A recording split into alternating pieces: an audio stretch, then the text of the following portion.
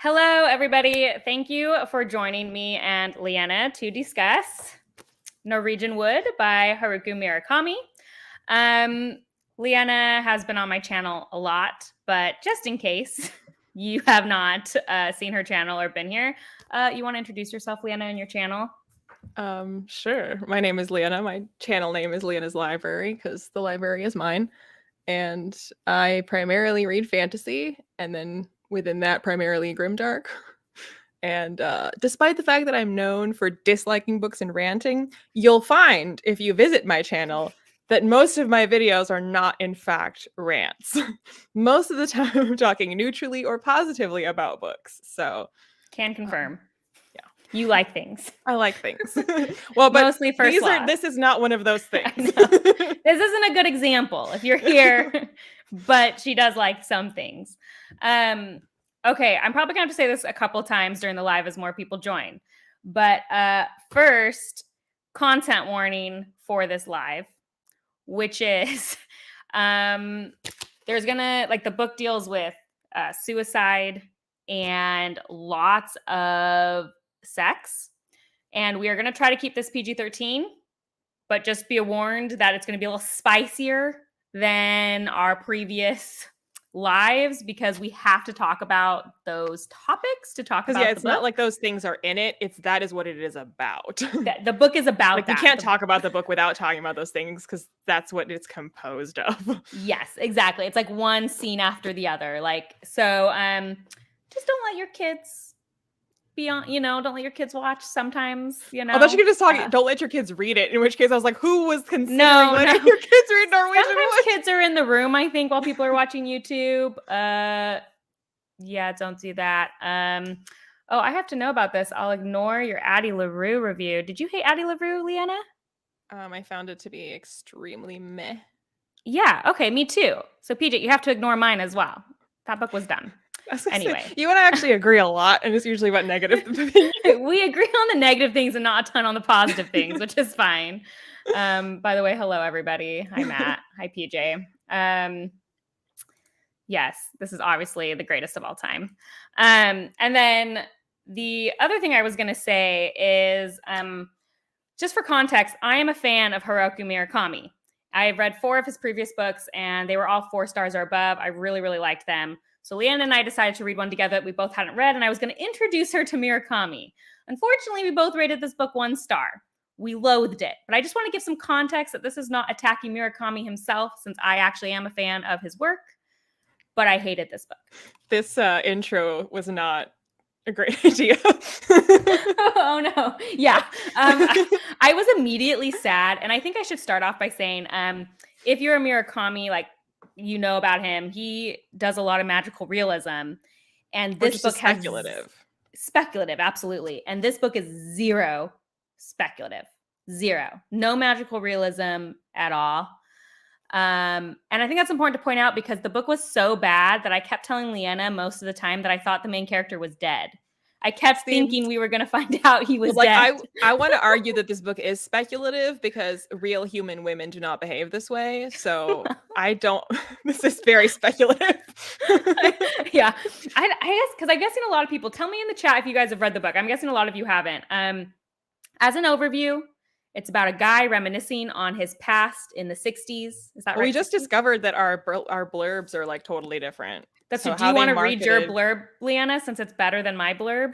Sure. But so, like, this also is the blurb for the UK edition. So this is what they think British people should learn about this, as opposed to what Americans should learn about this. So if you're not British, you can't listen. When he hears her favorite Beatles song, Toru Watanabe recalls his first love, Naoko, the girlfriend of his best friend, Kazuki. Immediately, he is transported back almost 20 years to his student days in Tokyo, adrift in a world of uneasy friendships, casual sex, passion, loss, and desire, to a time when an impetuous young woman called Midori marched into his life and he had to choose between the future and the past. Great. That honestly sounds more like a story than it actually feels like when you're reading it. That sounds like a book I'd want to read, to be honest. Right? Yeah. It sounds good. So it seems a few people have read it. So PJ has read it.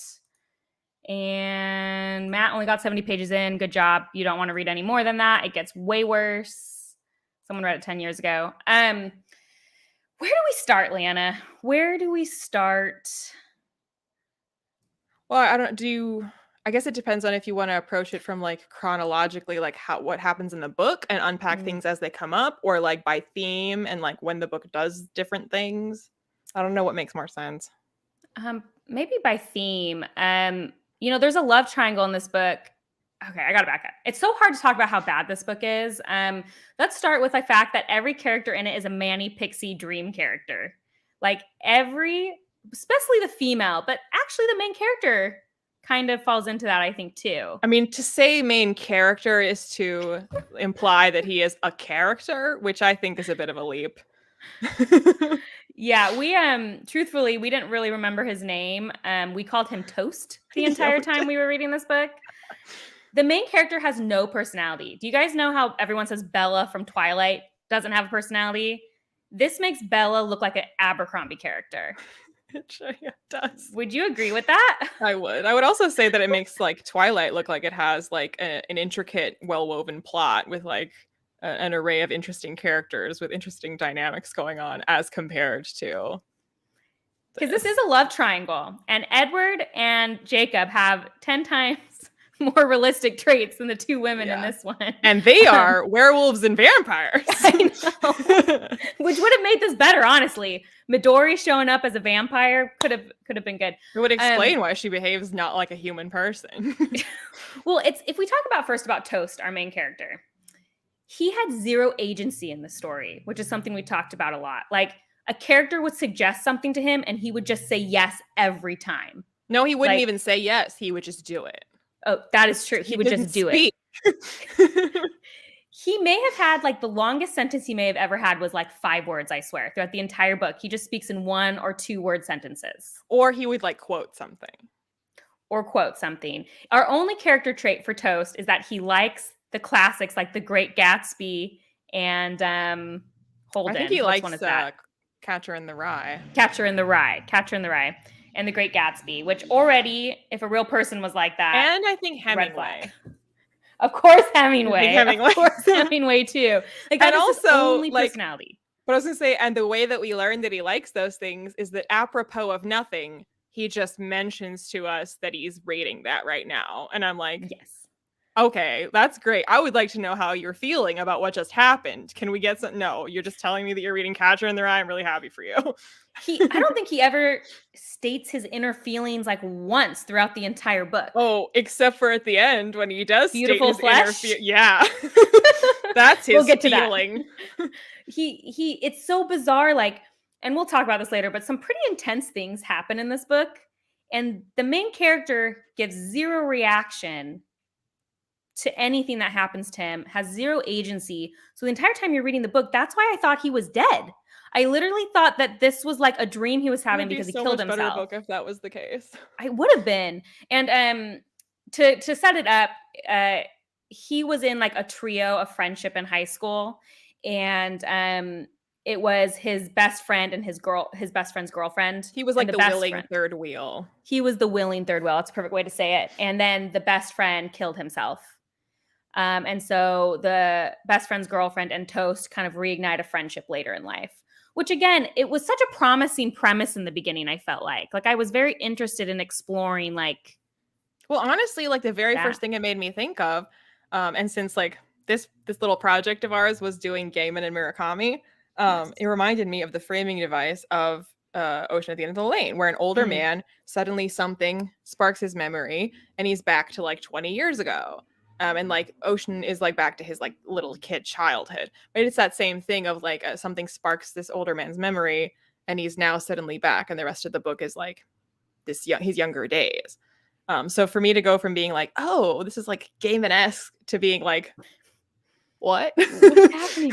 And it was interesting because in the beginning it also felt a lot more speculative, because there is this scene between Toast and the girlfriend of his friend that is very kind of strange, and she's saying like, don't forget me, and she has this look in her eyes, and so you kind of think that like it's going to explore the difficulties of somebody going through losing somebody in that way.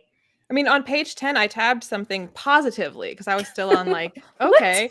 Because like I liked, and I think I was this after that scene that you're talking about when he's like reflecting on it, because she was talking about how she's like losing pieces of herself and forgetting, and she doesn't want him to forget her. And he says, even so, my memory has grown increasingly dim, and I have already forgotten any number of things. Writing from memory like this, I often feel a pang of dread. What if I've forgotten the most important thing? What if somewhere inside me there is a dark limbo where all the truly important memories are heaped and slowly turning into mud? Like, I loved that. Like, the idea that you can't trust your own mind and like you think you're sorting through memories, but what if you don't actually remember the important things? How would you know?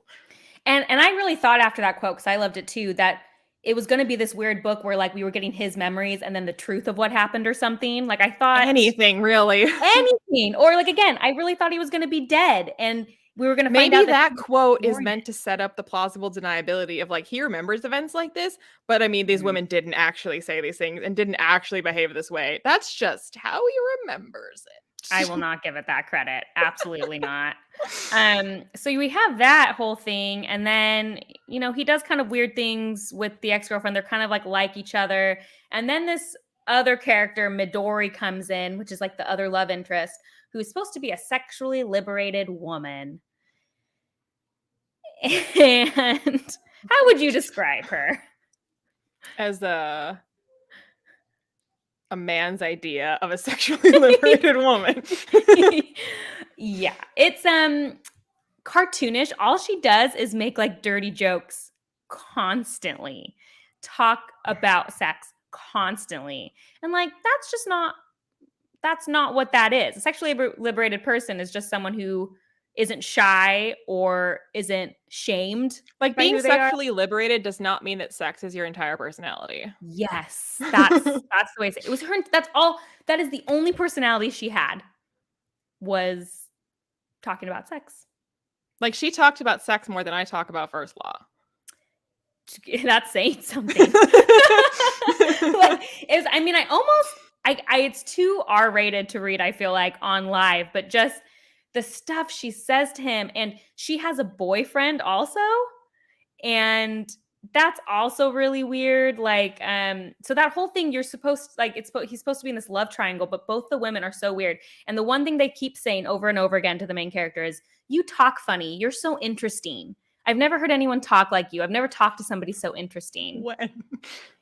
And when we're saying like he says 2-word sentences, like Like it doesn't honestly, make like any sense. the women would just like monologue their manic pixie dream girl manifesto at him, and there wouldn't even be interspersed like his internal thoughts as they're talking at him. There's none of this like him thinking to himself anything, and there's nothing about him responding to them. It's just paragraph after paragraph after paragraph of them just monologuing at him, at the end of which they'd be like, "You're so funny, you have such a unique perspective," and I'm like, when was he nodding in an interesting way? Like, Was he hot? That's what we decided in the end. He must have just been we really decided hot. that he looks like Timothy Chalamet. And you would just want to trust him even if he's not saying anything. Because Yeah, there it is was the part that you mentioned where, or not like during the live, but like right before we started, where like that woman is like, "You're a good person. I can tell by looking at you," and you're like, yeah. "He looks like Timothy Chalamet." I mean, isn't that so weird? That's what literally a character says, like, "Wow, I can tell you're a good person just by looking at you." And Like you're that's all like, you have to go off of. "Okay. So I mean, Okay." So the whole book is just like that, and the women falling all over themselves for Toast. And there's this Toast's like a buddy in his dorm room, they're in college, is played out to be this bad person. I mean, he is. I'm not he is a bad person. you He know has a what? He girlfriend and he actually, plays I around. didn't think of this until right this second. But his roommate, even though they're of a like the same age, I don't know if you've read The Picture of Dorian Gray by Oscar Uh, Wilde. I haven't. Do you I know need like to. I loosely know like I know who's what it's in it? about. Yeah. So like the person, the like older man, Harry, that is the one that kind of corrupts him and like takes him out on the town and is like, "Oh, you shouldn't settle down. You should like get all these like women and live life and do risky things." Like that's kind of what the roommate reminded of, because he's the one that takes Toast out on the town and is like, "You should adopt my sexually liberated philosophy of like, who cares?" Like he was kind Sleep of with like everybody. Harry in Picture of Dorian Gray. Yeah, and that's exactly what it was. And yes, Nat reads stuff. We have talked about whether or not this is supposed to be a self-insert character, and we think it might be an author self-insert insert. Well, yeah, so like Murakami insists that this is in no way autobiographical, and most people speculate that it is. It makes me question everything when you say that. But this roommate or this, buddy character, yeah, he has a girlfriend who's really great, and he's apparently the smartest guy. He's gonna whiz through school and be an important person, but he's really gross. And he goes and tries to sleep with like hundreds of women. And his girlfriend And knows, and she's like not okay yes, with it, but she knows, so she's like consented by virtue of still being with him, knowing he's doing this, I guess. yeah, Because like I she's don't not a know. fan of it. It's not like she's like it's fine. She's like, I mean, it's not fine, but like Who whatever, I else can I guess. have? I guess And it's like it's she yeah. loves Toast. He's such a great guy. You would never do that. And it's like, but he does. He does do that. So it's this weird dichotomy where we're told that that one character is bad and our main character isn't, just because he feels bad The about what he's only done. person that is actually honest, at least to the reader, about what Toast is like, is that friend in college, this guy that we're talking about, because Yes. he's the one that in that moment is like, "What are you talking about? He's the same as me. He's just like politer, like to your face, so you think he's nice, but like he's like exactly the same as me, and he doesn't have like the integrity to be honest about it, like I do, where I tell you that I'm, a jerk." I mean, it made me like the roommate more because, yeah, Yeah, at least he was self-aware that he was a terrible person. yeah. Like, it's yeah, it's hard because this stuff all happens in different places to really give you an understanding of how bad this is. But let's start with probably one of the scenes that made us the maddest, which I'm like, I don't know is which one you're talking about because the you whole don't know thing what made I'm me talking mad. about. But so Toast and the ex-friend or the dead friend's girlfriend, they go Naoko? on long walks together. That's what they've been doing for months. She's not well mentally, obviously. This has taken a huge toll on her, even years later. And her sister had also killed herself. So there was just like a lot of stuff going on with her. She goes to like a really weird rehab place, I would say, Yeah, right? it's like a commune. It's a commune in the woods. And this is taking And place in the 60s, so it feels very like a sick, like it doesn't feel like a mental health center. It feels like what hippies thought was like good for you, to plant vegetables that'll heal your soul. and she goes in there, yeah, like willingly. But the night before she goes, they have like this birthday dinner, and he's at her house, and she never talks very much. But tonight she gets, I guess, kind of drunk, and then just spills for hours. And that part And felt speculative. We that felt, thought, yes. We thought it was weird. Again, my theory was that he was dead and that but people also were the way that talking to a she was saying, ghost. like she couldn't think of words, and she'd always say the wrong word of the one that she meant, and that's like her struggle. And then on that night, she just, the way he describes her, like basically like word vomiting, where she just like literally cannot stop from talking for like 4 hours straight. Like that doesn't sound like a description Right. of somebody having like a mental breakdown. It sounds like something bizarre. Like what? Yeah. And so that was the moment I was like, oh, I wonder what's going to happen. And she's like crying, right? It's like a very She's like emotional. on the She's floor, like sobbing. heaving and sobbing and word vomiting. So I want everyone to play along in the comments. If somebody you liked was word vomiting for you for 4 hours about very serious stuff and sobbing on the floor, like inconsolable, what would you do? Survey says Toast sleeps with her. Mm-hmm. He's like, I don't know what to do. I guess I'll do that. Like, I guess that's the correct choice.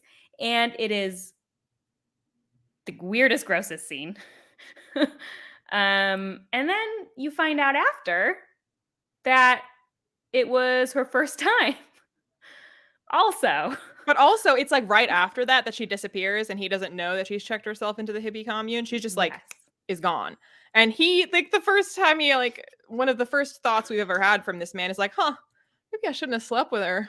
Yeah, you think? I don't know. Well, you're making it sound better than it was. He goes, I felt like I did the right thing in the moment. I'm questioning, did I do the right thing in the moment? But I think that was what there was to do in the moment. And I'm like, no, there's no question. No, that isn't what you do in the moment. But I mean, really, like, he does that, and when she's gone, he's like, huh, I wonder if me sleeping with her had something to do with her disappearing. Well, I don't know what else I could have done, so Oh, it's so it is crazy. what it is. And It's so bad. And what's even worse is it comes out later. He visits her in the commune, which is a whole nother thing we will have to discuss later. Like, you can't do like the highlights because the whole book goes from like one WTF moment to the next WTF moment. It's exhausting to read it.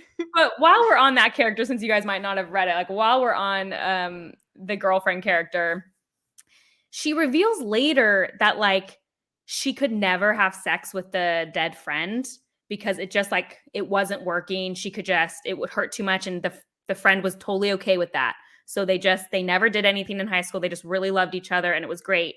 But like Toast is so amazing that sex worked because of him, and this is a theme throughout this book that the main character must be so mind-blowing that even people who have no interest are suddenly interested. Like that put a level to it that was so gross. I'm still not over because that's it. also like a thing that it isn't resolved immediately. Like I think he finds out before he sleeps with her that she had never slept with that other guy, because that's part of her word vomiting, is that they had never been together. And Is then because I know that he's really hung up on that. Like he really wants to know, why didn't you ever sleep with him? Why didn't you ever sleep with him? Like what, you guys were together and why didn't you want to? And then she like, that's like one of her emotional hangups where she like can't talk to him about it, won't talk to him about it, won't talk to him about that night, is like, and then like much later on in the book, like way later, we find out that because then like when he does come back and visits her, like they also never have sex again, but she does other, like she does everything but basically with him or for him. And she said that she used to do all those kinds of things for the guy who killed himself as well. They just never actually did it.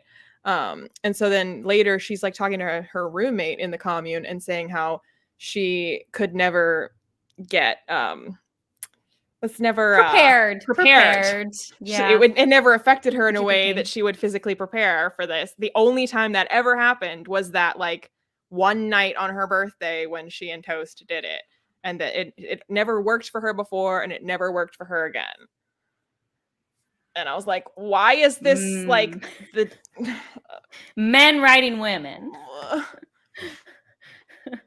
So that was weird. And there was a lot more weird stuff, like when she's in the commune and he goes to visit and she just in the middle of the night gets undressed and stands in front of him naked and then stands there and then goes back to bed. But seems not to remember doing that.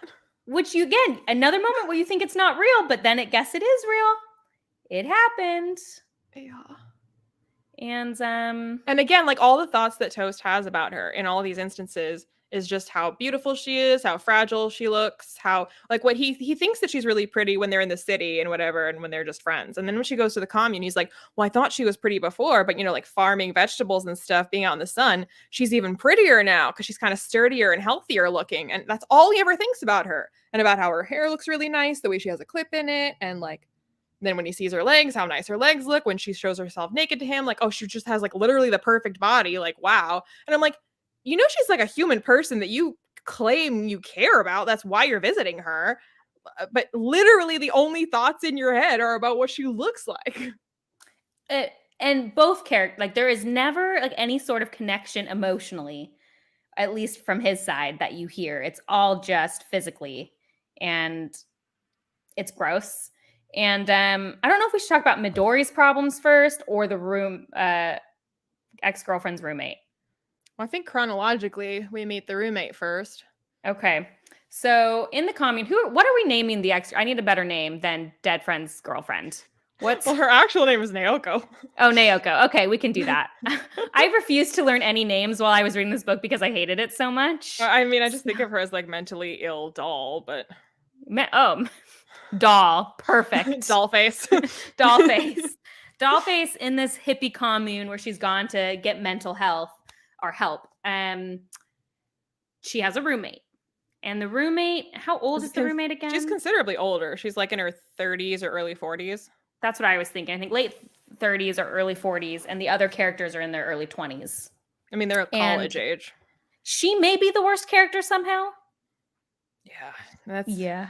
There's some stiff competition for that. But yeah, you might be right. And this roommate is so weird.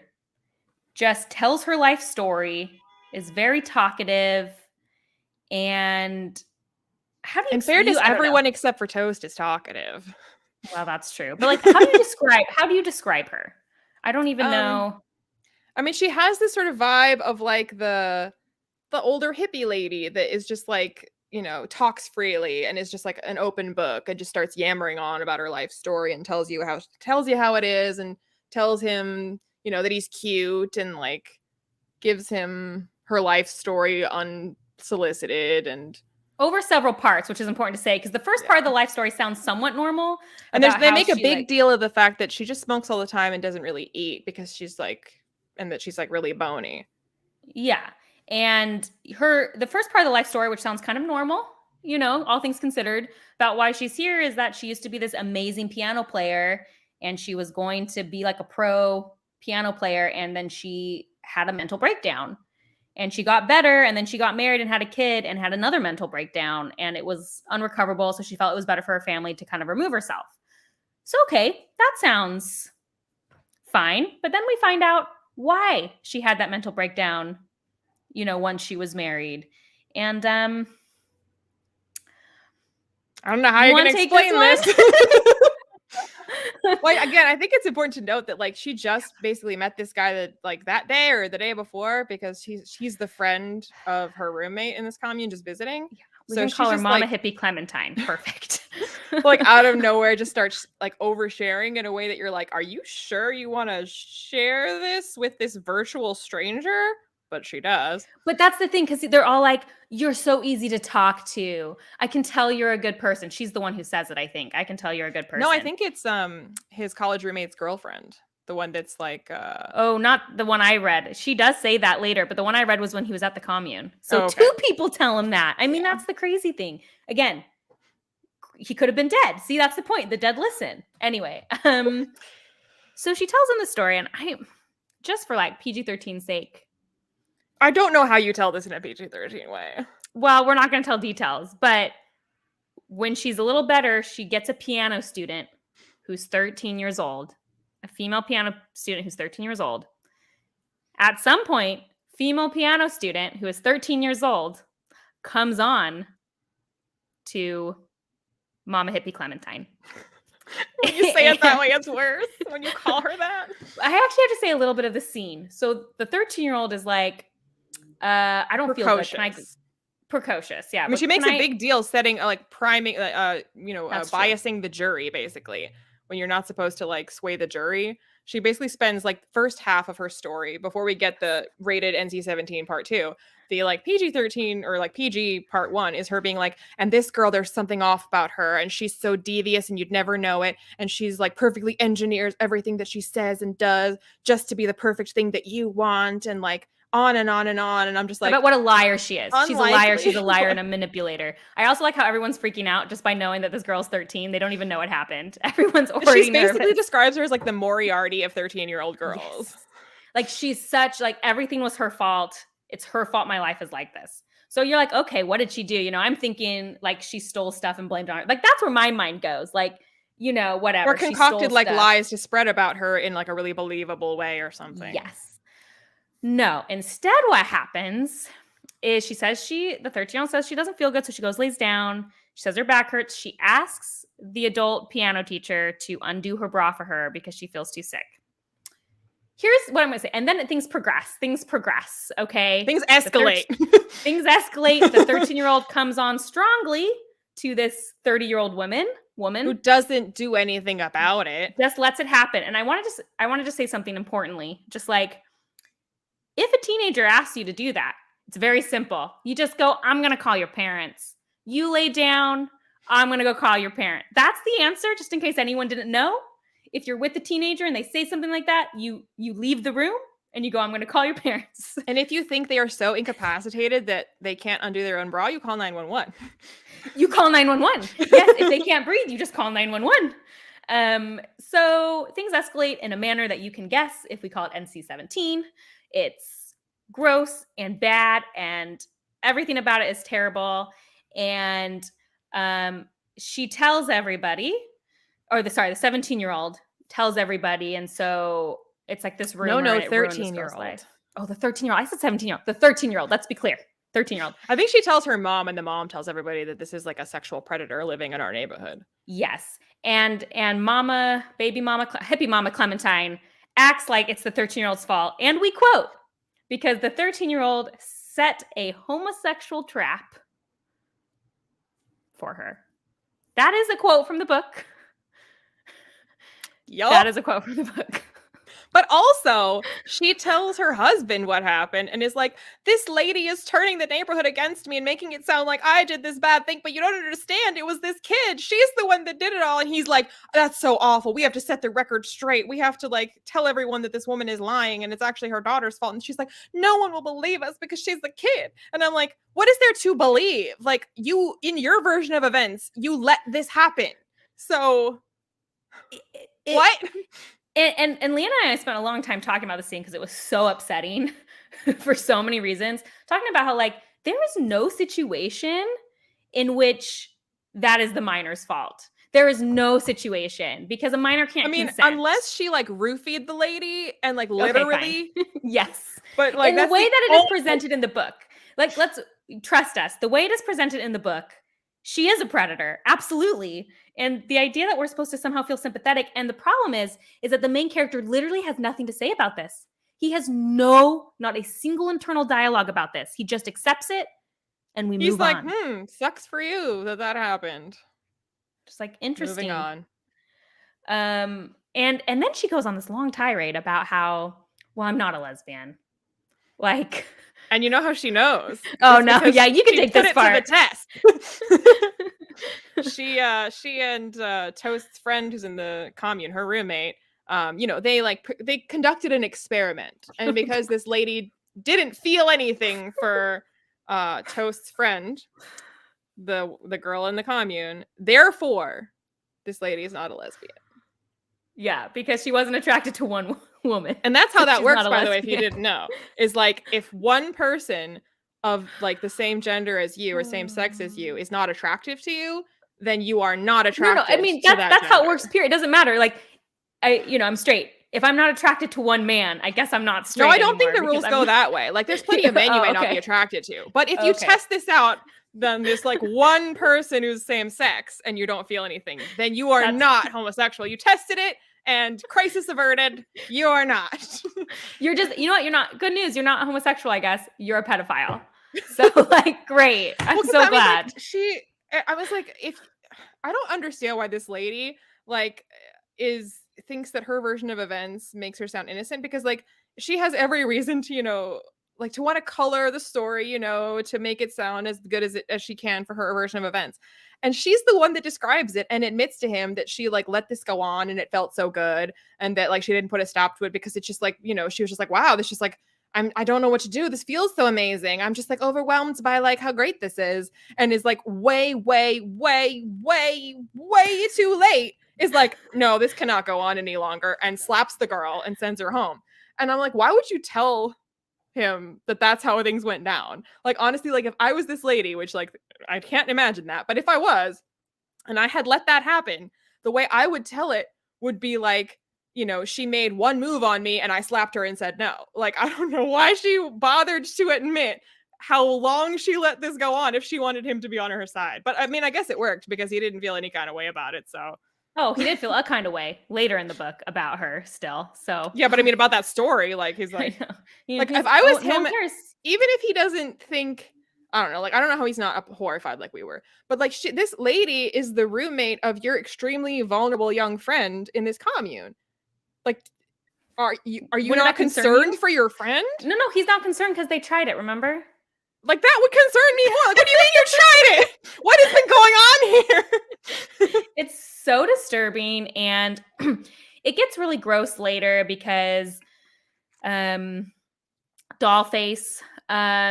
she like at one point, this is later in the book, but like she admits that she's only there to get well for Toast. Like, I just want to be well for you. I want to be perfect for you. I want to be and clean. It remains extremely unclear. Like, I'm not doubting that she probably needs mental health care, but like what is wrong with her is just like amorphously, like she is delicate and fragile, and like there's a darkness in her. And it's like the most like, what?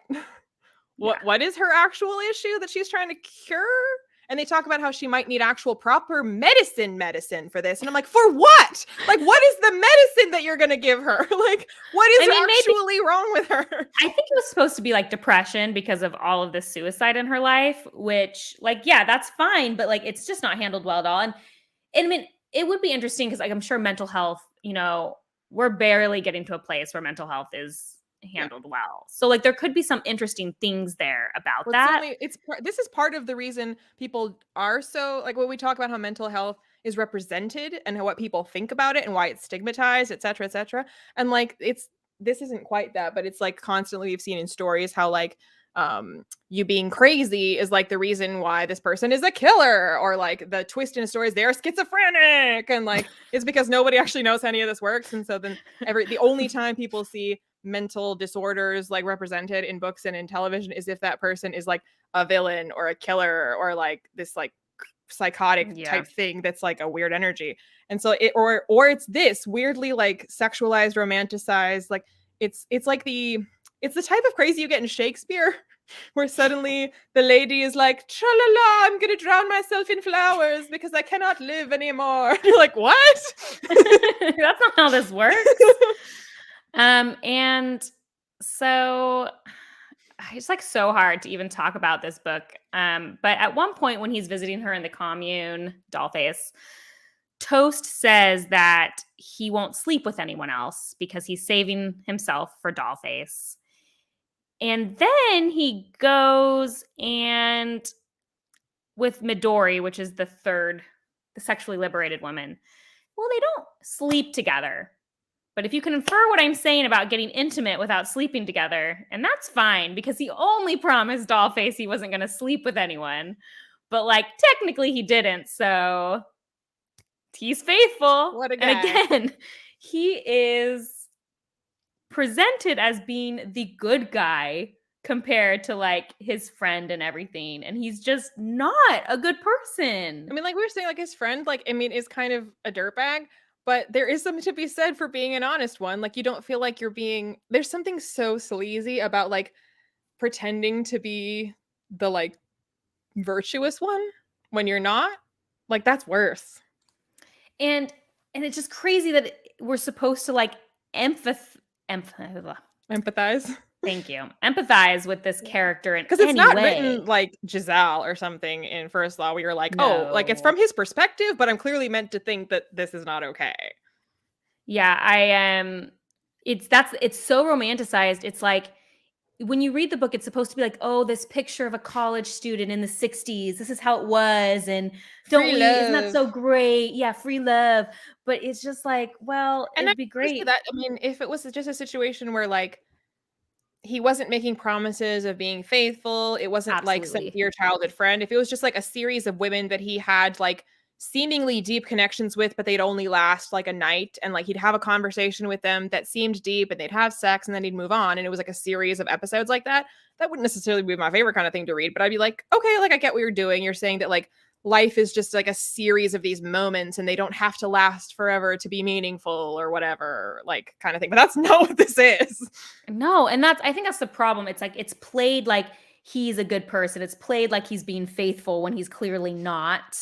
And we haven't even mentioned the fact that it's mentioned in passing that when he's one of the like nights on the town with his friend in college, that they're getting girls again, and that there's a girl that put up a terrific fight when he tried to take her clothes off, but eventually like she was into it and like whatever. I don't even remember when he brings that up or why, but I was like, that's literally sexual assault. I don't know if Matt's still on here. He was here earlier, but that's when he said he stopped reading. He said he was like, I'm all done with this book. And you're like, yeah. And the sad thing, that's not the worst.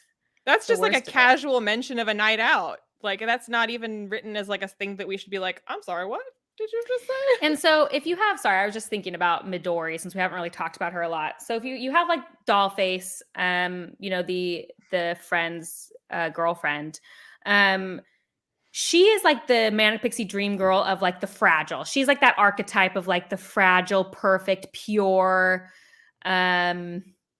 And then you have Midori, our sexually liberated woman, who is totally manic pixie dream girl, like, let's go do things that are so random and I'm so crazy and let's sit on this rooftop. And I had a point that was coming with something Midori did and why can't I? Oh, and then she gets like angry about random things and she's so random. And I think that scene bothered you a ton. I mean, it bothered me too, So but much. Oh, that infuriated me more than like the sexual stuff. like, so he's out with Midori and like I can't even quite remember. Like he doesn't notice her haircut. Is that Okay, what it so is? like she was already mad at him because he moved house without telling her.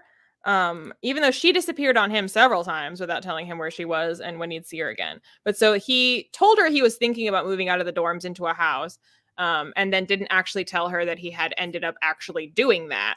And so she was pissed at him for that. And then he went to go see Dollface at the commune again and learned that her recovery from, nondescript some darkness, her recovery from that isn't going well by whatever metric they're using. So he's like sad that like, because he's envisioning her getting better and them being together forever. And he's like, oh, maybe that's not gonna happen. So he's like kind of bummed about that. And I think he got a letter from the roommate of the Yes. girl who was like, yeah, he visited Hippie Mama Clementine. Yeah, when he visited, things seemed good with her, but then he left and she was like, look, she like seemed good, but I'm here to tell you that she's not actually doing good. And he's like, dang. But so he's finally meeting up with Midori again, who was mad at him, but is like ready to like be friends again. And they get coffee or something at the park. And while he goes and gets like water or coffee or something, like she finishes writing whatever she's been writing. And then as soon as he comes back, she's like, here you go, is like this note that she's handwritten. He's like, what? And she's like, I have to go see my sister. Okay, bye. And then he opens the note, and in the note is she's saying how like, I was planning to come over and spend the night with you. I have my pajamas in my bag. I was willing to like let bygones be bygones, and I feel so stupid because you didn't even notice my hair. And I'm a girl, and you have to notice these kinds of things. And like I can tell that you're a little upset about something, and I wanted to be there for you the way that you've been there for me, but you didn't notice my hair, so never speak to me again. And I was like, that's what you think women are like? Oh, it was so stupid. And it was so stupid even coming from that character. But they're just like She'd been pissed about women. minor things, but like that took the cake. What's this about the saddle? I think they're pissed about my Wheel of Time opinions. Oh, I don't want your that here. I thought there was a saddle in the story I didn't remember. I thought maybe they'd seen your spicy take on this. Okay, hold on. Let me fix that. Okay, bye. This is a good old rant about Norwegian Wood, and I don't want to hear anything else in my live. So yes, that was so stupid. You didn't notice her hair. Radiant Reads wants to know when it was written. We figured that out. Let's go say that. It was like 1969 or like just no, that's when it took place. That's not when it was written though. Oh, Didn't right. we decide that we were really depressed? Oh, right, because I was talking to you and you were like, it was in the 60s. And I was like, no, it's about the 60s. It was written in the 1987. It was written in 1987. Yeah.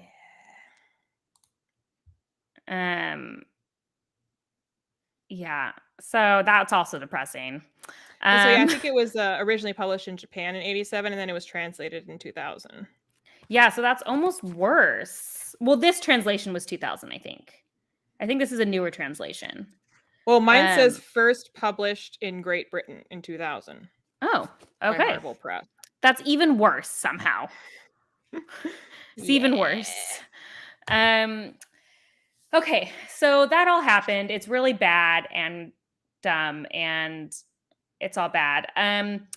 So then at some point, I'm probably skipping a lot of bad stuff, but it doesn't matter.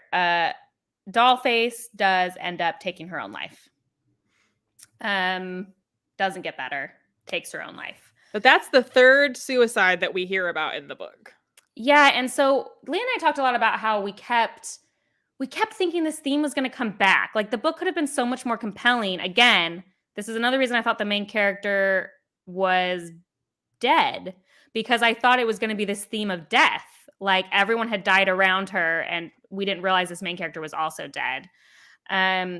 This actually isn't true. This was like a huge bestseller in Japan and what brought him his fame, actually. This was like the book that put him on the map.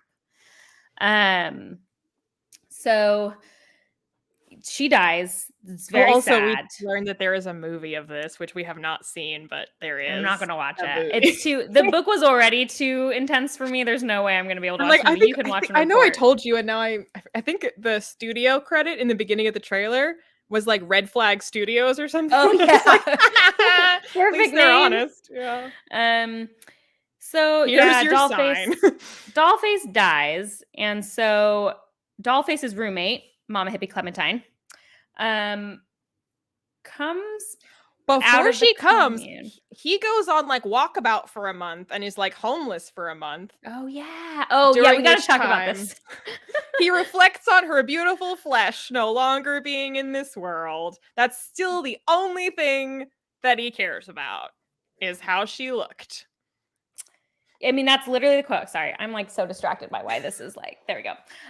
Use the force. Use the force. We got to say that again. He is reflecting on how sad he is, and what he says about her is that her beautiful flesh is no longer in this world. But you know what made that even worse was that this nice fisherman took pity on this like homeless looking kid and brought him some sushi and some tea And some money.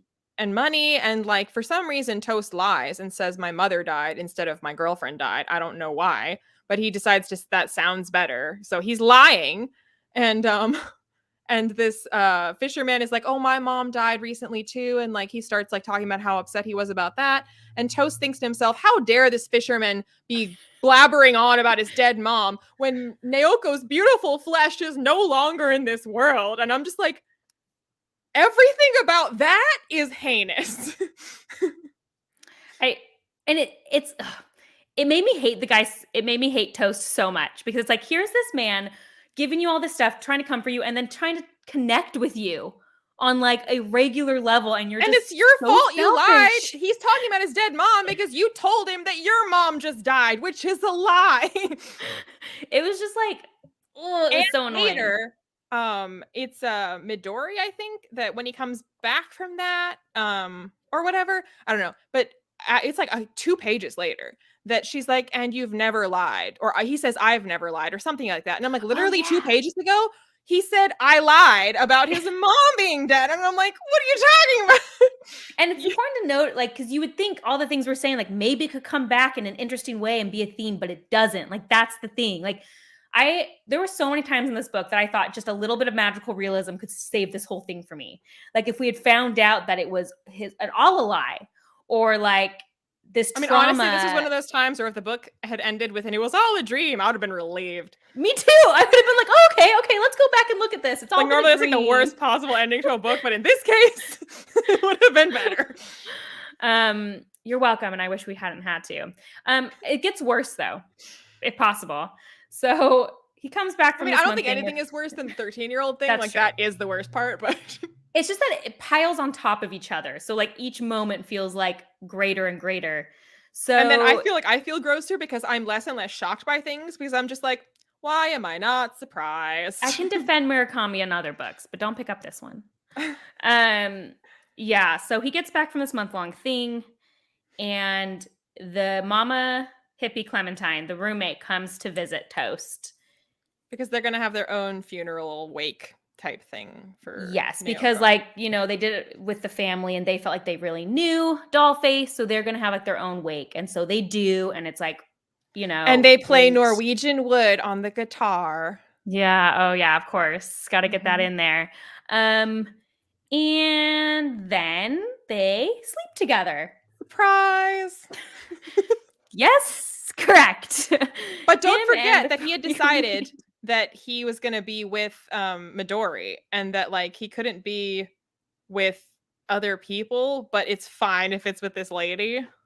Because yeah, it doesn't. And I should also note that this lady says, "Wow, it was the best I ever had." So, you know, just had to make sure we all know that Toast is the best in every way.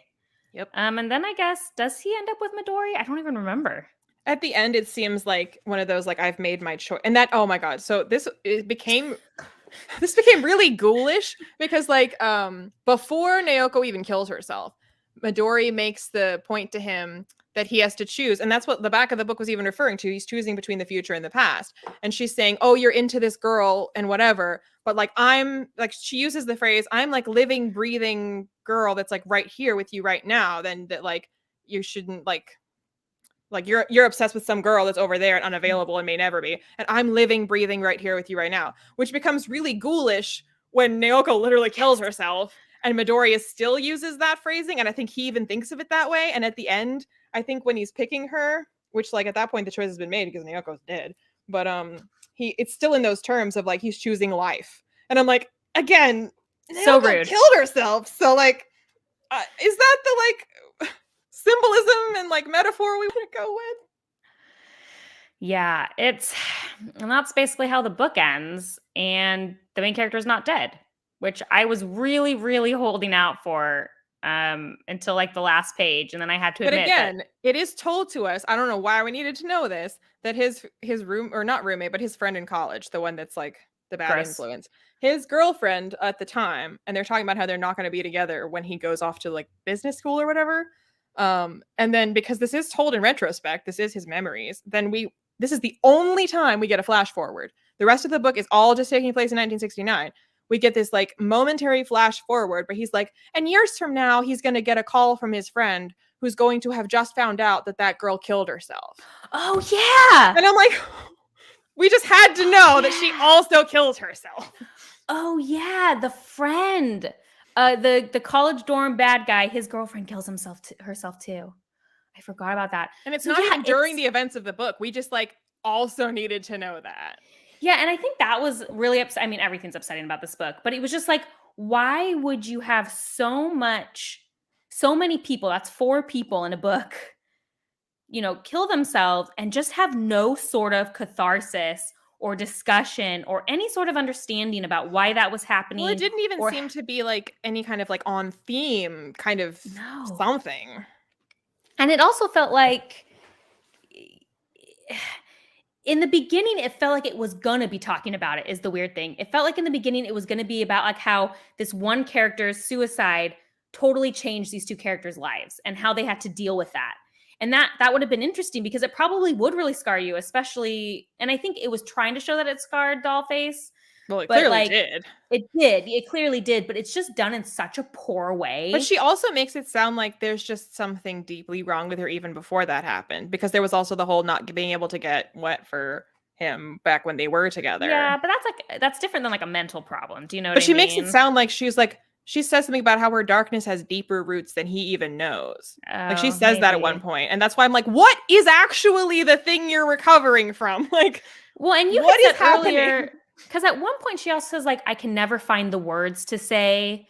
I always am trying to say something. I can never say what I mean. So we kept talking about like, oh, that's going to be a theme. Like people can never say what they mean. And then just like, Well, because also it wasn't like written in a way where it seemed like, oh, I could just like, I never can find the words to express how I feel. That's not what she says. She's like, I'll try to think of what I want to say, and I'll say the word that means the exact opposite of that. Like it sounded like too like weird and specific to be like just vaguely, oh, I can never say what I'm thinking or never say what I mean. Like she was like, I literally, it sounded speculative. Like there's some force that's like making her say the wrong thing until she word vomits and then they have sex. Like, again, I just like thought we were going to have ghosts. Yeah, I think sure. You could be like, look, we don't understand Japanese culture. We don't understand the 60s. We don't understand the 80s. That could be an excuse. But the thing is, like, I'm a Murakami fan and I've read a lot of his other works, and they don't act like this. Like, I'm having a problem being like, well, in the 80s, they didn't think pedophilia was a problem. They or thought in the they could 80s, it paint a was okay to sympathetic entirely character. objectify women, and only nowadays we think they actually have like thoughts and feelings and personalities outside of how they look. Yeah, and I feel like, yes, okay, is US culture and Japanese culture different? Yes. I'm not going to pretend it's like not, but I don't think it really is an excuse for what this book did. And you know, the people who would like I could see this, Liene and I were talking beforehand about how maybe if you self-insert, you could like this book, or I thought maybe if I had read it in high school and I thought this was like a sophisticated thing. But like as an adult woman reading something like this is just Okay, you love Norwegian Wood. Oh, this is a good. Tell us why you love Norwegian Wood. I would actually love to know. No, I would. I'm not even saying that. Like, I want to know because we just had like, I actually want to know. I'm not even saying that in a sarcastic way. No, I mean, because I am yeah. curious because this is such a well-known book and such a beloved book, and neither of us could just understand it at all. And it's just, I think my biggest problem is like Murakami is known a little bit for being sometimes, Sexist. like sexist. And so I had warned Leanna about that. But then when we're reading, I was like, no, this isn't what I meant. Because like, I was like, yeah, you weren't kidding. No, this isn't what I meant. Because like, In a Wild Sheep Chase, that's my favorite book of Murakami's and was very, very formative for me when I read it. He has like a couple of scenes where like he maybe talks about women in a way that I don't love. But I mean, I'm talking about like brief scenes. That's what I meant when I meant sexist, And so this book was just so beyond to me. And even beyond that, like even the main character, he's a man. It's not even sexist there. He's just not a good character. Like no one's a character in this book. Like I just no don't thoughts, get it. head empty. Like, I mean, I think we talked about that too, about how it wouldn't, I still don't think it would be a book that I would love. But like if this had been where we really did a deep dive into like the emotional and psychological journey of Toast, where like, and he doesn't have to be a likable character. He can be like this reprehensible, misogynistic, whatever dude. But if I got to a sense for how he's thinking and feeling this whole time and his view on the world and why he thinks what he's doing is either why he thinks it's fine or why he thinks it's not fine, but he does it anyway, or why he thinks whatever, like why he thinks anything. He didn't think anything except that Midori or Naoko's beautiful flesh is gone from this world. Like if I had gotten like a character study about him and he was doing all these things that I was like, yikes that you're doing those things, but this is an interesting examination of you, a snapshot of your life and who you are. Even if I mean, honestly, like picture of Dorian Gray. Dorian Gray is a horrible person, but it's an interesting book to read because like you get deep in the head of this like slow descent into depravity, which is fascinating. But Toast is a non-entity.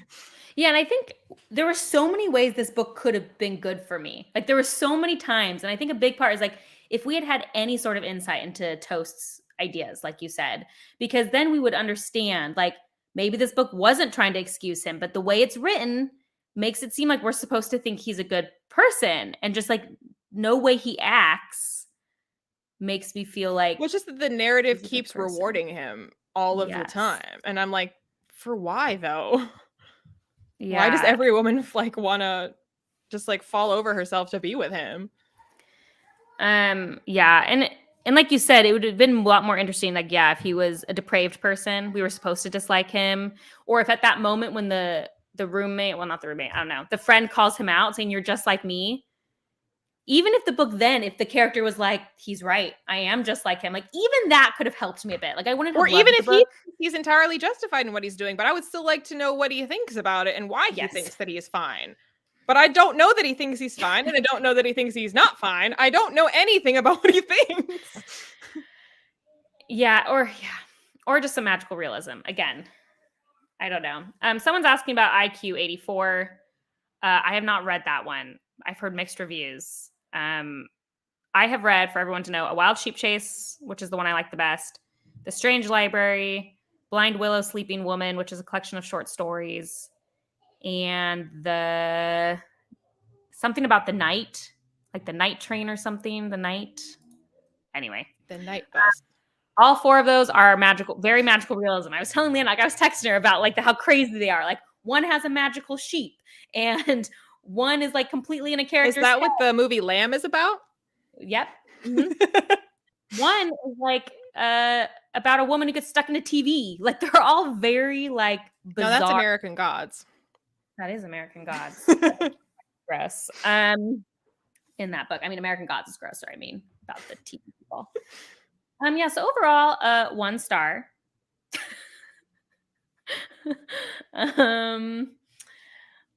I'm trying to think if there was anything else we didn't grab on my list. No, okay, we did it all. It was just, I haven't read a book that bad in a while. I think you said it was the worst book you'd ever read. Like I that I mean, maybe if I like really went through everything, I could find something worse, but I can't think of anything worse. yeah, I think it ties the worst book I've ever read. Well, just because in addition to me thinking that it's like not an interesting story because of the whole like he's not really a character thing, like in addition to that, it's also so horrifyingly, disgustingly, heinously, reprehensibly like off-putting what happens in it that I'm just like, I don't think it's good as like from like a narrative structural whatever prose perspective. And also, I wanted to throw up the entire time that I was reading it. So, like, I can't really think of anything worse than that. there was just nothing. I couldn't. Yeah, I couldn't come up with anything positive about it. And I kept thinking like 100 Years of Solitude. If anyone's read that, like a lot of gross stuff happens in that book, but it's very purposeful and it's supposed to be examining how South America was treated, and it's a giant metaphor, And so I'm okay if books are gross if it's with a I just don't think purpose. I've ever read anything that was this sexist in my entire life.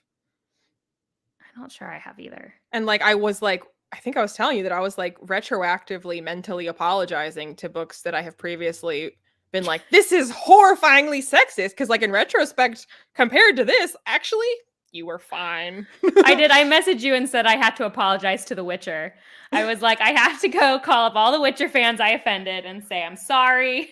Yeah, I mean, like, I DNF'd Dracula because Bram Stoker's misogyny was like shining through a bit bright for me. And frankly, sorry, Bram Stoker. That was fine. Would you have DNF'd this if we weren't buddy reading it? Yes. But And then then you I would wouldn't have have Googled known. it to find out what else happened and been like, whoa, good thing I DNF'd that. Oh, I guess Radiant Reads hasn't seen. I have a famous video calling The Witcher sexist, and it was very unpopular. I try not to bring it up too much because I don't want people to get on my back about it anymore. Been there. Yeah, Liene and I bond over people being angry at us. So, but we also, since like the things that we like also don't cross over that much. Like I actually liked The Witcher, and like the little bit that I read, soft DNF'd Eye of the World, but like you're a big fan of Wheel of Time, so like we get hated on for disliking things and then bond over, even though like I disagree, I think Witcher's good, and you disagree and you think Eye of the World is good. Both of us agree that the reactions to disliking it are incorrect. Are incorrect. Look, we're friends and we don't like the same things. Anyway, so that was Norwegian Wood. I hope we gave this a stellar review, and now you want to go pick it up and be emotionally and mentally scarred for the rest of your life. Well, I mean, just so like the like blurbed reviews, because like most of the back isn't even the blurb. It's evocative, entertaining, sexy, and funny. I mean, it was not funny. Such is the exquisite gossamer construction of Murakami's writing that everything he chooses to describe trembles with symbolic possibility. Honestly, trembles with symbolic possibility kind of makes me want to vomit as well. I've got a treat. Wait, treat. Murakami captures the heartbeat of his generation, and I just hope not. There's something. So this book is undeniably hip, full of student uprisings, free love, booze, and 1960s pop. It's also genuinely emotionally engaging and describes the highs of adolescence as well as the lows. Like when? See, where? They make the book sound good, Like, and yes, if that was what the book was about, I would have liked it. Also, for those who don't know, I guess we should bring it up. Norwegian Wood is a Beatles song. Right, I was going to say that's something we hadn't said, right? We need to talk about. We both hadn't heard it, and I've heard a lot of Beatles songs in my lifetime. So we both listened to it. In case you guys don't know, who wrote it? Shoot, I keep forgetting which Beatle wrote it. Oh, I was going to say the Beatles. The Beatles wrote it. No, I meant which Beatle, because it's about his extramarital affair. I think it was, what's his name? The one that's not Ringo, John Lennon, or Paul McCartney, the fourth one. Those are the three I was going to name. So. It's the one that's not those. Isn't there another Paul? Is there two Pauls? Isn't it George Harrison? Oh, maybe George Harrison. Sure. I don't know. A Beatle? I know Ringo. I know the three you mentioned. Yeah, and I think it was written by the fourth one. It was written by the fourth one. And about his extramarital affair. And it's supposed to be a song that could be played without someone knowing that's what it was about. And so I also am like, thanks, Matt, George Harrison. I was right. I was really worried that that is a name, right. But is not a Beatle. I was like, You did it, gold star. It's also weird. Like I'm still not sure how that song was supposed to be some giant theme Well, to this also, novel like, either. what an amazing, I think it was a 1-star review that I found, was, like, being very snarky, about this book and saying how, like, it should have been a sign early on that this would be bad, that Murakami doesn't seem to understand that the wood of Norwegian Wood, the song, is furniture and not trees. So, like all of the times when they bring up the song, it seems to be about like being alone in the woods is kind of like the kind of imagery that it's going for. And like the song is about an affair on like Scandinavian furniture. With paneled room in a Hence paneled like room. Norwegian like wood furniture. Yeah, that is the other weird thing. Yeah, it's almost like you question like did you listen to the song, or if you did listen to it you didn't understand the meaning of the song, I guess. And then you base your entire book on that misunderstanding. Yeah, like you know, it could be one of those situations. Maybe we should look up if there was ever a translation of that song in Japan. Like, did they listen to the English version or did they translate it? Because maybe the translation of the song lost the meaning. Well, then are they singing it in English in the book when they're playing it on the guitar, or are they singing it in Japanese? I don't know. They never put any lyrics, did they? I don't No, think but in if the they book. did, they would be in English because the book's in English. Well, this book's in English, I know, but like maybe in Japan, maybe Norwegian Wood in Japan is about the woods. So is To that make it rhyme translated? or This something. whole thing happened. I don't know. All in all, it makes no sense. It was a gross book. I didn't like it. Yeah, that sums it up. You could have just saved an hour by just saying that. And I think you're right. I think the grossest part is the roommate with the 13-year-old. I think for me that was Well, I mean, that's the part that's like, criminally prosecutable. yes. Everything else was just like, oh, this is sexist. This main character's kind of gross. That was like just a line that I wasn't expecting to be crossed, and that no character in the book reacts to that in the way you would think they should react to it. No one acts like it's a bad thing. And well, his books are all translate though. Yeah. I'm sure Murakami can speak and write in English, but all of his books have been But I mean, translated. then if he heard the song Norwegian Wood, then he would know. Then Like he he would could know. Yeah, so understand what he the heard it Beatles in were English. singing I about. was mostly joking about that. I don't I was mostly joking. I was just thinking because of Encanto, and if you compare the direct translation of Dos Oruguitas to Two Oruguitas, it is slightly different. It has the same themes, but it is slightly different. So I was just thinking like, what if? What if? I don't really think that's true. I think most pop Which, songs like, don't necessarily get you and I translated. did talk about in terms of like translation, because all the times that they tell Toast that he just has such a unique way with words, and we're like, he doesn't though. Everything he says is like totally bland and vanilla, and that like making allowances perhaps in the original Japanese, his turns of phrase do stand out as unusual, but in the translation that was lost. Yeah, and I do always wonder stuff like that, because I wonder this even about The Witcher, because unfortunately translating is very difficult. And someone who does a direct translation of a book doesn't necessarily capture what it's about. You have to Well, be I a mean, good enough any writer. translation, like you're at the like mercy of how that person interpreted the meaning of something, how they interpreted like even if they're going for, okay, this isn't a direct translation, but this is what they meant.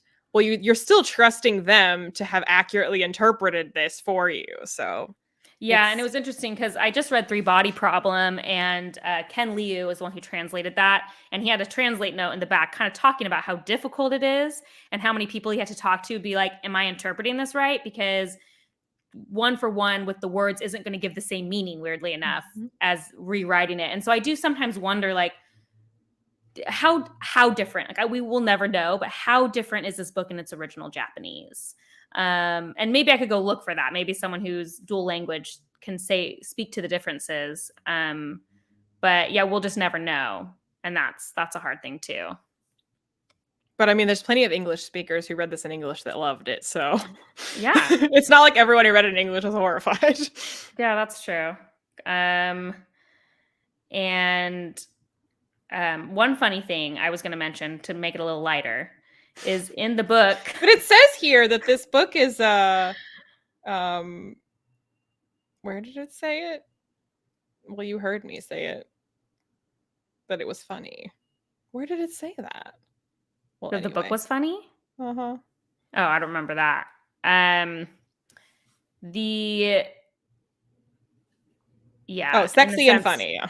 oh, sexy and funny. It was not sexy nor well, it was sexy, not funny. It wasn't sexy, it was sex-filled. Not Yes. same. Sorry, I just didn't mean to put that off, but yes, Nat reads stuff. We will never have a direct translation. That's the difficult thing about reading translated works. You'll never really know. If I learn Japanese to read, it's not going to be for this. Well, you can take a bullet for us. Anyway, what I was going to say is in the book, there's a statement by Midori that says, "Life is like a box of cookies. You never know what you're going to get." And mine said chocolates. And Leanna's translation said chocolates, but we had the same translator, but we discovered that yours was like a few years newer, right?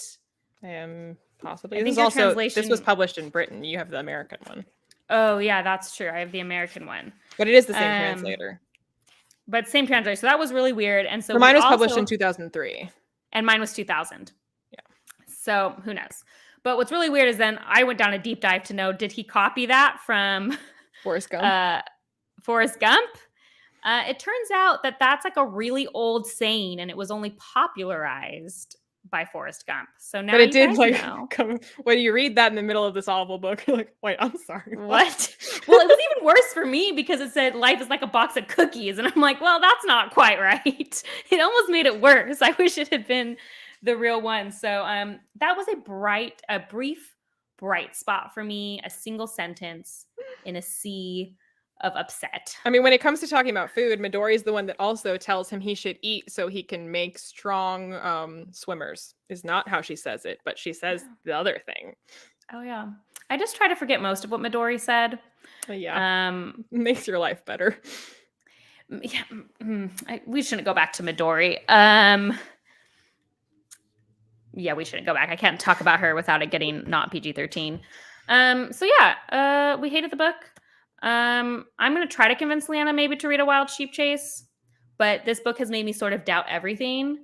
I did just reread that book though, and I still liked it. So yeah. I mean, it can't really.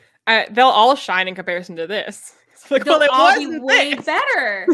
I'm not done. I'm probably still going to read some other Murakami that I've been interested in. Although I'm probably not going to read Kafka on the Shore because of Kyle, if he's still here.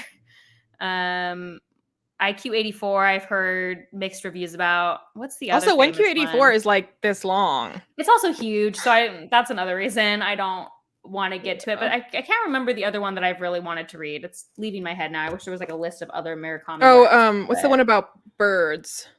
The Wind Up Bird Chronicle. Wind Up Bird Chronicle. That's the one I want to read. So I think I'm probably going to give that one a try. But yeah, this has really soured. It's like, I used to just be like, yeah, Murakami's great, read whatever. And now I'm going to be like, well, let me tell you the ones I think you should read that I have personally vetted for myself. Yeah. Probably stick to speculative with him. Yeah. That would also be interesting. I should go look and see if he wrote anything non-speculative again. Like what other of his non-speculative works. And I will definitely perhaps stay away from those. Might be an interesting comparison, especially if he wrote it all, because this would be pretty early in his life. So like if he wrote anything, well, I mean, non-speculative, he wrote, what is that book about? Like the title has running in it. And it's like, just about like, that is autobiographical. His life. Yeah. I don't remember the title. So that wouldn't be speculative. And that is, it would be non-speculative and it would actually be autobiographical. Like this. I think it's interesting because someone asked, well, like maybe you've only read his later works and that's why you liked him. But Wild Sheep Chase was one of his first works. So I don't think that's the reason I didn't like this. Although I will admit his other stuff came after. So I don't know, Michael, you're making it sound good. Colonel Sanders as a pimp, like, yeah, sounds like a selling point. I agree. Should I out you, Leanna? You said you would be suspicious of anybody who thought this was a 5-star book. And I'm inclined suspicious to agree. Is putting it mildly. I don't think that's how I said it. Suspicious. I think I would give them a pass if they're like, well, I read it like 20 years ago and I remember loving it. I'd be like, okay, you should reread it and then then we can circle back, because that's happened to me where I read a book a long time ago and then I reread it and was like, oh, interesting. My ideas on the world have changed a bit. I mean, honestly, so like now it's been like a while. It's been like a couple of years now, or a year and a half, since like one of the first times I ever talked to Alan. And this is like the genesis of our nemesis ship. Is that like he was like randomly ranting about, I think, Denna from King Killer Chronicle. And I was like, I just want to know why you hate all women. But like as a joke. Yes. But yes. honestly, now if I heard somebody say Norwegian Wood is my favorite book of all time, I'd be like, I just want to know why you hate all women. Yeah, I think. Yeah, I could make excuses for it, but I think my mind is just trying to block out how upset I was the whole time I was reading it. Well, And because honestly, the whole time I kept thinking, like, is this what you think women are like? Is this what you think women think? and again, because people are like, well, it's what he thought at the time. Sometimes boys are immature when they're 20 or whatever. And I'm like, okay, fine. But But it's this not. is about an older man looking back. So there has to be some sort of It's also catharsis. written by an older man, so you can write into the text things to signal to the reader that, like, this is a young man thinking this way, not that this is the author saying this is fine. Again, Abercrombie. Yeah, and I use Abercrombie as an example all the time because Jezel is the perfect example of that. I'm like, don't just tell me, well, the character was sexist, not the author, because you can do it in a way that makes it very clear. And Jezel is such a good example of how people treat him and act, that makes a very clear signal that we are not supposed to think Jezel is a good person. And yeah, it can be done, and it's not done frequently enough. Which is why a lot of the time I'm like, when people are like, well, you don't know that the author thinks that just because they wrote it. And I'm like, I feel like I do know that, though, from how they wrote it. I try to give the benefit of the doubt, but I just always say, like, look, you can make the argument that the author wasn't sexist and they were writing a sexist character. That's fine. But if it doesn't come through to me, I also have the right to say I did not enjoy reading that book. So, but also, like we said, like, even if this story was about a man who is sexist and holds misogynist views, but it was a deep dive character study into that person and his life for this, year in his life or whatever, I'd be like, I think you're horrible, but this was fascinating to read about. But it's not, because the only thing I know about him is what he does, and the things he does are heinous. So your sound cut out for me. Can everyone hear Leanna? Yeah. I mean, someone tell me, can you hear me? Yeah. Oh no. I can't hear you. Did the battery run out on your headphones? Anyone here in the comments? Hopefully it's just my problem. Of course, now I'm not talking. I can hear you now. That was weird. Did the battery just run out on your headphones? I think so, but then it didn't default and it was not working anymore. I'm sorry. I missed a lot of what you said. I think I was just making the same point again, that like if it was a deep dive into his like character, even if he was awful, but it was a deep introspective character study of this year in his life, and even if he was sexist and misogynistic, whatever. But I don't know what he thinks. All I know is what he does, and what he does is heinous. Yes, and I agree. And where did it go? I had a comment that I thought was interesting. Yeah. Is this normal? Is this what regular people living regular lives are like? And that's what Liene and I talked about. Like, if I had read it as a teen, I think I might have thought that. Like, like, wow, how adult and mature. Is this what I have to look forward to? I'd rather stay a kid, please and thank you. Yeah, or I'd just be like, wow, I guess I don't know enough about the world. So I do think there are like certain times in your life when you read a book and it might feel different, but like we're in our 30s. And so that feels, yeah. But for that, so like I know we sort of talked about how like Midori is like what a man thinks a sexually liberated woman is, but it also a little bit feels like writing what a kid thinks adulthood is like, when they're just like, make it the dirtiest, most like adult content that you can, because that's what makes it grown up. Like, you know what I mean? Like, it was just like, yeah, so it feels a little that I was like, stop trying so hard to make this R-rated. Well, and it feels like an immature take, which again could have been so interesting if we discovered that this is just how Toast saw it.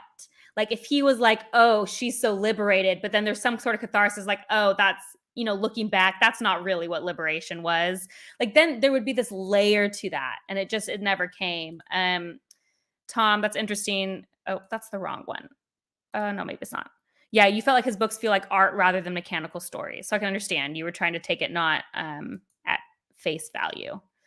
Um, yeah, so that's pretty much all I have to say about the book. I'm pretty sure we convinced most of you not to read it. So I feel like we accomplished something there. But yeah, like Um, Radiant Reed said, the fact that there are men who see women this way is terrifying, which is like what I was saying. Like, if people say that they love this book, like, I feel kind of scared. if they think it's like a realistic portrayal, it's a little scary to the working of their minds.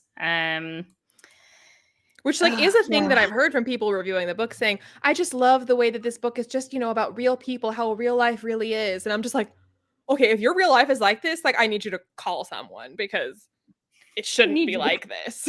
get help. And yeah, and maybe we're just lucky that we have never felt like that, been like that. I don't know. I mean, I I don't know don't how know. we'd ever enter into this story because we are neither Toast with like the magic appendages, and we are not the girls who would be into that approaching him. So we're just not in this story. Yeah. And I'm, super grateful for that. Maybe I'm just one of the bystanders, in the background having my real life story. Um yeah, so can't recommend unless you really like to hate read things, unless if something we said made you feel interested in experiencing it yourself. Or yeah, if it's just one of those like I gotta see for myself, that Yeah. can't be. There's Um no way this book is really like you just said it was. um yeah, I mean, that's not personally how we read it, but maybe, everyone else can interpret the book a different way. I mean, especially because he Um does say that a girl put up a terrific fight when he tried to take her clothes off. Like, how am I not supposed to interpret that as like predatory? Yeah, and I think that's the hard part is like, well, I think that was still considered predatory in the 80s when it was written. So, like there's this argument, well, it was the 60s, but again, there's never any commentary on it. I think that's the biggest, when we're going to boil it down to one thing, is that no commentary is given in the book.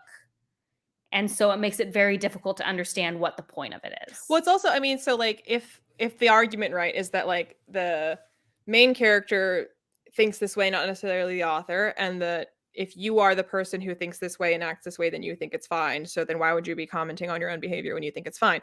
Okay, that's true. But everyone around him seems to think he's great too. And everyone around him rewards his behavior and tells him he's wonderful and tells him he's perfect, reinforcing that what he is saying and doing is as good as he seems to think it is, which is when it's a problem. Yes, and I think that is exactly what it is. It's the people around him speak volumes. And when anyone tries to call him out on behavior, it's always for really stupid stuff that only reinforces that our main character is right. Well, I Like the mean, the "you only thing didn't that notice my actually hair." seems to upset someone like Midori is not any of the like heinous sexual stuff that he does. It's the fact that he didn't notice her haircut, which is like even worse because now not only is he doing gross stuff and not getting called out on it, the author has written a female character who has like the most hysterical, nonsensical, irrational response to nothing and is a Well, horrible and especially because stereotype. Toast is grieving a friend who committed suicide, and Midori knows that. I was gonna So say it it's not like becomes she doesn't know even that. yeah, and so it becomes even more superficial. And that's where it's really bizarre because you can't take Midori's side in that. And so no calling out in any real way Well, it comes happens. across like something you'd see in a sitcom about how, like, oh, you can't talk to women because you don't notice their hair and they fly off the handle, must be on her period. Like, that's how it comes across, but it's like a serious moment. And in addition to that, okay, so like, not to be on Toast's side, but like to be on Toast's side for a second, he receives this letter, right? Which, like, if I'm Toast and like I'm upset and I didn't notice the haircut and now I'm being like raked over the coals for that. I, as Toast, would be like, what? Like, are you freaking kidding me right now? Like, I didn't notice your haircut and now we can't be friends anymore? Like, you're like one of my only friends right now and you're really going to do that to me? Like, he would be understandably like pissed about that or upset about that. And he even says that she's like his only friend right now. So, and she's like, never speak to me again. So basically, you've lost your only friend over a haircut. But what does he think about the letter that he receives? I don't know. He doesn't say. He doesn't think anything. He doesn't feel any kind of way about it. The next line we get is that he was like getting his class schedule and getting his. I was like, I'm sorry. Do you not feel any kind of way about this right now? What? And again, that could have been so interesting if it was also like he hasn't felt anything since his friend committed suicide or something, and that comes up, but it never does. So it's just like such a weird story. It's so weird. I don't think we've accurately, like, it sounds like we're exaggerating when we say he doesn't have a personality or think anything, but truly, like, the only things he thinks are like truthful observations about the world. The sky is really blue today. It's a Like, people long walk. say that Rey in Rise of Skywalker or any of the movies doesn't really have a character, and that's why people don't like Rey. Rey is like Shakespearean tragedy levels of deep compared. I thought people's problem with Rey is that she's a Mary Sue. Yeah, but like part of being a Mary Sue is right that like you don't have like these like That's deep true. personality traits that like drive you or that like people can like engage with, that you just are like just kind of vaguely perfect. And so like Yeah. kind of don't really have a personality other than like being a self-insert. She's oozing with layers of personality compared to the main character in Norwegian Wood. Yeah. I think men are supposed to notice the haircut, just saying. I mean, I personally have never cared. I'm actually always very surprised when people notice when I get my haircut because I barely do anything. And I'm I was like, gonna say, oh, I mean, like if I like shaved my head, I would be like, did you not notice that? yes. But like it's not that even in the book. She just has like a trim. Yeah, that's so true. In the book, it's like literally like she went. Let's say she had my hair. It sounded like she went to maybe like shoulder length or something, or a Well, little because he under. makes a big deal of noticing that she has this kind of like edgy pixie cut when he first sees her, and then it's kind of growing out, and then she like gets it cut into like a girlier style.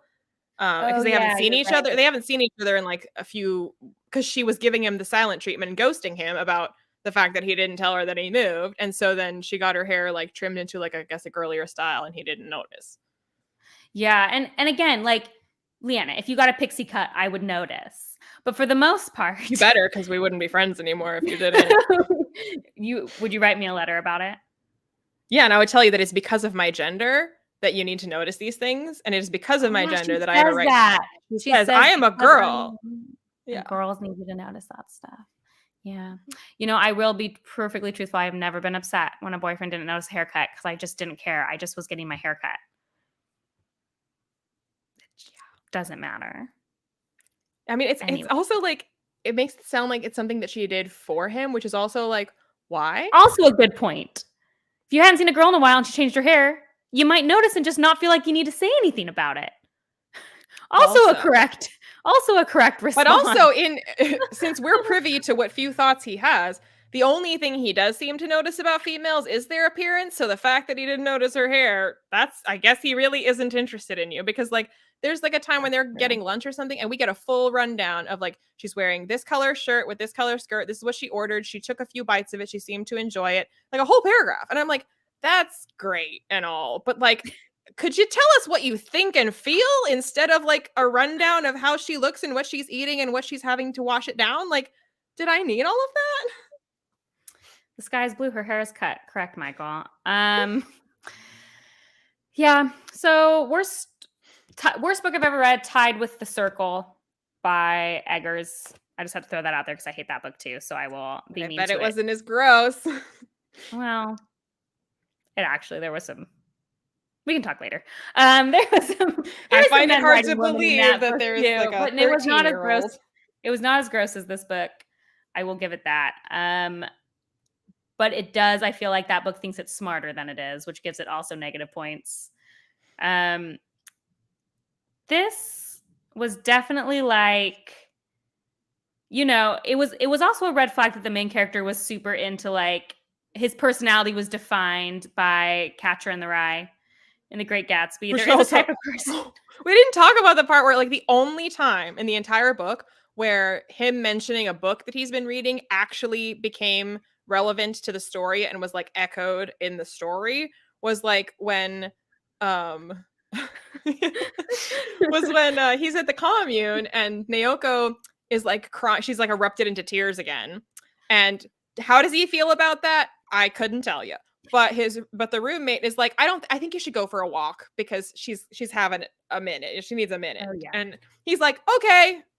And like goes for a walk. He's not like, should I, like, I want to be there for her. Like, should I stay? She's telling me to leave. Should I leave? Is that worse? Is that better? I don't know. I have no, nope. He's just like, okay, off to a walk I go.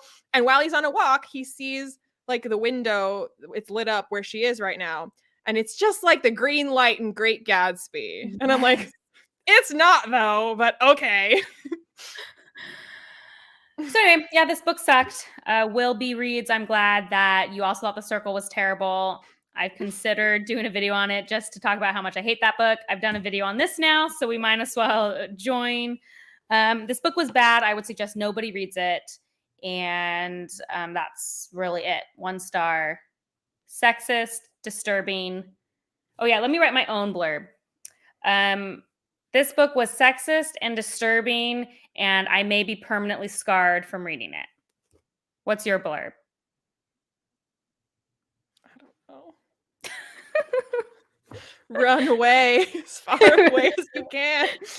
Or maybe just the red on this cover is the flag you need. Basically. do not danger, go. danger, Will Robinson. Danger. Thank you guys for joining us. Wait, we didn't sort them into their Hogwarts houses. We didn't, and that's because there isn't a Hogwarts houses that any one of them deserve to belong in. They're all squibs. They're all squibs. Not even muggles, just squibs. They're all Death Eaters. Actually, squib Death Eaters. They're not interesting enough to be Death Eaters. But yeah. Thank you guys for joining us, letting us just rant about this book. Thank you, Tom, for being nice while we ranted about a book that you liked. Being open-minded about it. And yeah, not next month, probably in April sometime, we will be back talking about the books we gave each other. In March, Leanna's reading 4 books I gave her. I'm reading 4 books she gave me. I'm actually already halfway through one of them. Is it the one that you said you'd start with? It is. A Madness Most Discreet. So discreet. So discreet, something like that. So that will be fun, and that could go either way. We could have lots of happy things to talk about in those lives, or also you did choose violence when you chose my TBR, so. I chose violence with a 25% of your TBR. 25%. Everything else I thought genuinely you would like, even though some of the people in your comments do not think you're going to like them. I did it in good faith. I thought you would. So for 75% of them. So, except for 75%, which I think is a really good percentage. I think is a really good percentage. All of my channel people are very excited I gave you Warbreaker. Everyone was like, I'm so happy you gave Leanna Warbreaker. So I have people on my side. Whereas like subs of mine who like Sanderson and like Warbreaker are like, oh, she's making her read Warbreaker? No. Well, I think they're just worried that you're going to hate it and we all like it and they don't want to hear you talk about it. But exactly. I can handle it. So... because you've had to hear me complain about Nina and Matthias for the last 6 months, so you can get me back. Anyway, thank you guys for joining us for the spicy rant. We will have more in the future, I am sure. And yeah, thanks for joining. Yeah, have a good night, everybody.